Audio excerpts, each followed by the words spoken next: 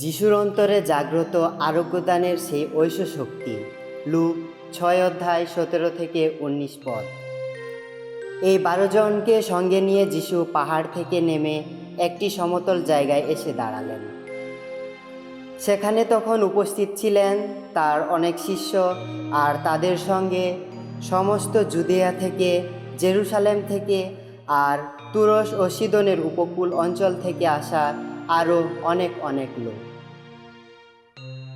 এরা সেখানে এসেছিল তার উপদেশ শুনতে এবং নিজেদের সমস্ত রোগব্যাধি থেকে আরোগ্য লাভ করতে।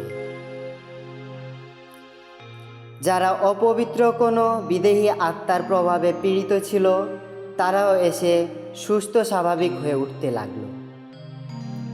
জনতার সকলেই তখন যিশুকে স্পর্শ করার জন্যে চেষ্টা করতে লাগলো, কেননা তার মধ্যে থেকে এমন একটি শক্তি বেরোচ্ছিল যা তাদের সকলকে রোগমুক্ত করছিল।